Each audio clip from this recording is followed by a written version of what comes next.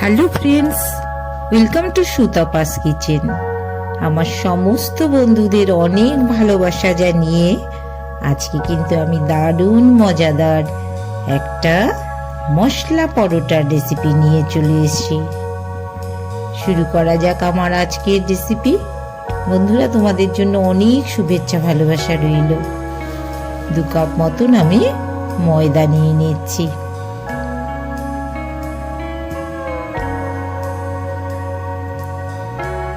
সামান্য একটু লবণ মেশাচ্ছি, চিলি ফ্লেক্স হাফ হাফ করে 2 বার করে মিশিয়ে দিয়েছি। আবার একটু হাফ চামচ মিশিয়ে দিলাম। একটু জোয়ান আমি হাতে ক্র্যাশ করে নিয়ে মিশিয়ে দিচ্ছি, এতে কিন্তু সুন্দর একটা গন্ধ আসে। একটু ভালো করে মিশিয়ে নিচ্ছি।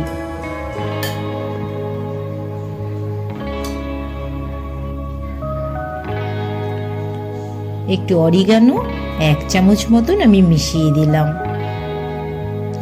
আজ কিন্তু আমি মশলা পরোটা করব। 2 চামচ মতন সাদা তেল আমি মিশিয়ে দিয়েছি। এটা কিন্তু বড় চামচে 2 চামচ মেশালাম। একটু ভালো করে চামচ দিয়েই কিন্তু আমি ময়দাটার সাথে তেলটাকে মাখিয়ে নিচ্ছি। সামান্য একটু হাফ চামচ মতন চিনি মিশিয়ে দিলাম। একটু হাত দিয়ে দেখো, তোমাদের আমি একটু দেখিয়ে দিচ্ছি। ময়দাটাকে কিন্তু আমি খুব ভালো করে হাত দিয়ে এভাবে করেই মাখিয়ে নিয়েছি। তোমরা যদি এই ক্ষেত্রে একটুখানি আরও সফট করতে চাও, কিংবা যদি মনে করো একটু ঘি মেশাবে, তোমরা কিন্তু হাফ চামচ 1 চামচ ঘি মেশাতেই পারো। আমি একটু মুঠ করে দেখিয়ে দিলাম। দেখো, এই অবস্থায় যখন আসবে বুঝবে যে তোমার তেলের পরিমাণটা সঠিক আছে। আর যদি ঘি মেশাতে চাও, আবারও বলছি 1 চামচ ঘি মেশাবে, তাতে কিন্তু একটা সুন্দর ফ্লেভার আসবে। এটা তো রেগুলার ঘি মেশানো আমাদের সহজ হয় না, তার জন্য আমরা সাধারণভাবে সাদা তেলেই খাবার চেষ্টা করি। আমার কিন্তু ময়দাটা অল্প অল্প করে জল দিয়ে মাখা হয়ে গেছে। আমি কিন্তু এখন একে ঢেকে রাখবো 15 মিনিটের জন্য। চলে এসেছি 15 মিনিট পরে। ময়দাটা কিন্তু আরো সুন্দর নরম হয়ে গেছে। আবার একটু চটকে চটকে নরম করে নিচ্ছি। একটু লেচি কাটার জন্য একটু আলাদা আলাদা করে সেপারেট করে নিচ্ছি।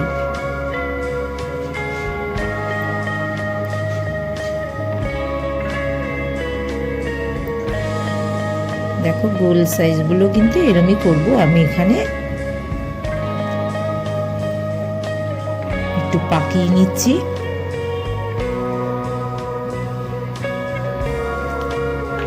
যতটা পারবে তোমরা পাতলা করে বেলে নেবে, তাহলে কিন্তু খুব সফট হবে।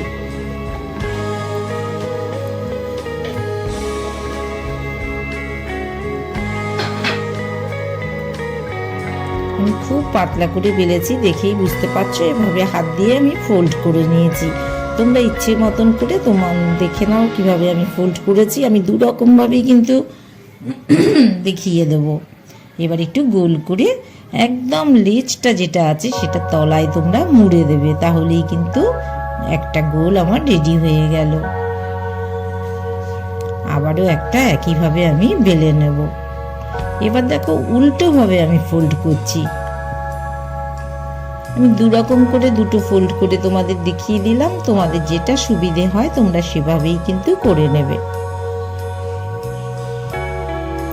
আবারও আমি একটুখানি একইভাবে গোল করে মাথাটা তলায় মুড়ে দেবো। এইভাবে 2টো লেচি কিন্তু আমার রেডি হয়ে গেল।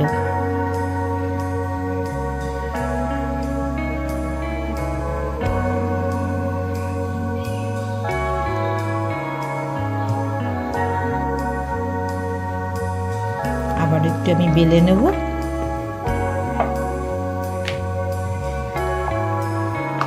তোমরা কিন্তু বাড়িতে করে দেখতে পারো, অকেশনালি খুবই ভালো লাগবে খেতে।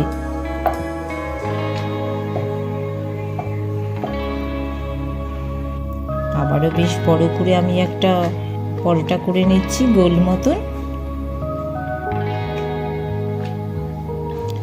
দুটো হয়েছে। তোমরা চেষ্টা করবে নিচের যেটা গোল পরোটা রাখা আছে সেটাকে বড় দিতে, আর যদি ছোট হয় উপরেরটা সামান্য একটু ছোট হলেও কিন্তু হাত দিয়ে টেনে তোমরা ঠিক করে নিতে পারবে। আমি একটু শেপটা দেখিয়ে দিচ্ছি। আমি আবারও একটু বেলে বড় করে নেব।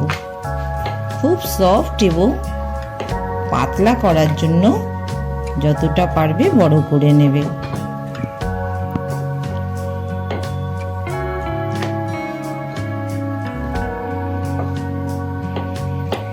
আমার বেলা মোটামুটি রেডি হয়ে গেছে।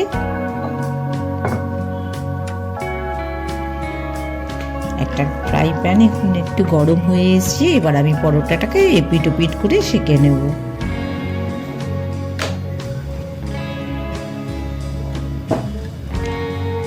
খুব কম তেলে যাতে খাওয়া যায় তার জন্যই কিন্তু আমি একদম কম পরিমাণ তেল দিয়েই পরোটাটা ভেজে নেব।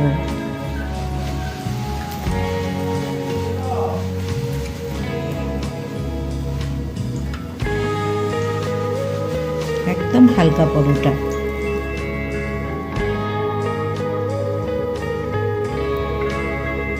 দেখেই বুঝতে পারছো ভীষণ নরম, আবার বেশ মুচমুচেও হয়েছে। আমার কিন্তু একটা পরোটা রেডি হয়ে গেছে। এটা কিন্তু টুইন পরোটা, ইচ্ছে করলে তোমরা সেপারেটও করে নিতে পারবে, হাত দিয়ে টানলেই কিন্তু খুলে যাবে দুটো পরোটা। আবারও একটা করে নিচ্ছি আমি।